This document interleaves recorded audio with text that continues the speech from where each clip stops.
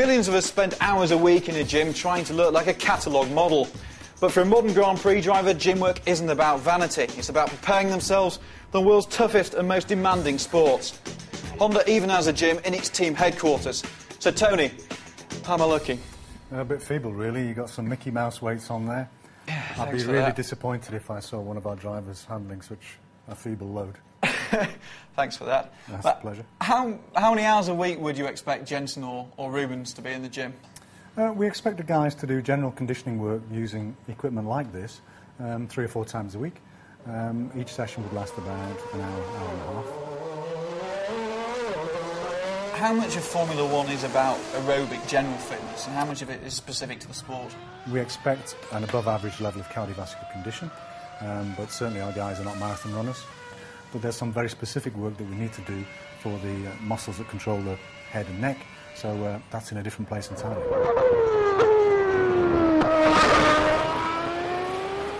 Tony, this looks like you brought me to your sort of secret torture chamber, and it looks almost like the kind of thing that a Bond baddie would use. What exactly is this? Yeah, we had this machine built for us, really to try and reproduce some of the loads that typically a driver experiences when he's racing or testing. So this is simulating what the G... Go ahead, this is simulating the G loading on the car? Well, approximating it. You can never get exactly what you want from a machine, but it gives some idea of the loads that you'll actually have to tolerate, and clearly we can design training programs which are bespoke. I'll tell you what, why don't you just try this load that we've set up for you. Bring your head towards me, nice and slow, under control. Come back towards me. Such a strange feeling. And then hold this position. We hear it a lot when we listen to TV commentary and things like that about 3G, 4G, 5G. What exactly does that mean? Yeah, the figure 3, 4 or 5 is a multiplication of the acceleration due to gravity.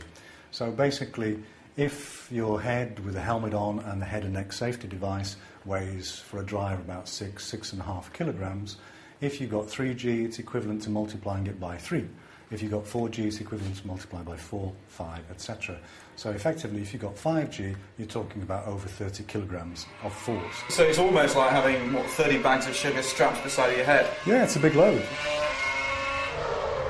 The G-forces were arguably the biggest challenge facing Honda's reserve driver Christian Klien as he stepped up from Formula 3 to Formula 1.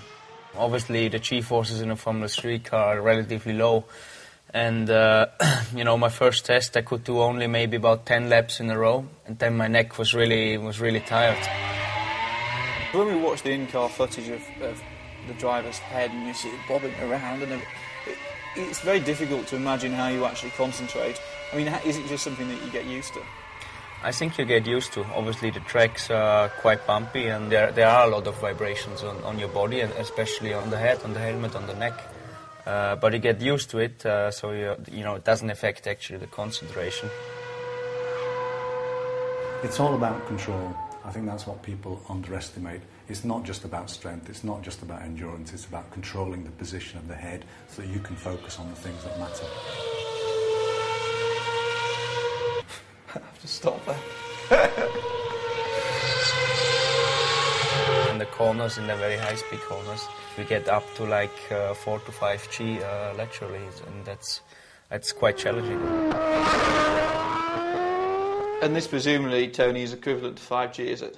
It's nowhere near it. Really? Basically, what we've got now is a very simple warm-up exercise. This is the warm-up, Tony. That's the warm-up, and that's the lightest load we would ever use. So could my neck withstand the strain of a couple of laps in a Grand Prix car? Tony's answer wasn't exactly encouraging.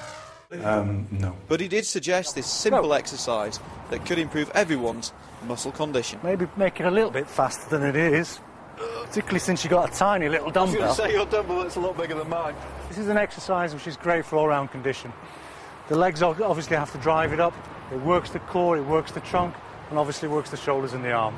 If you've only got one dumbbell and you only want to do one exercise, this is it.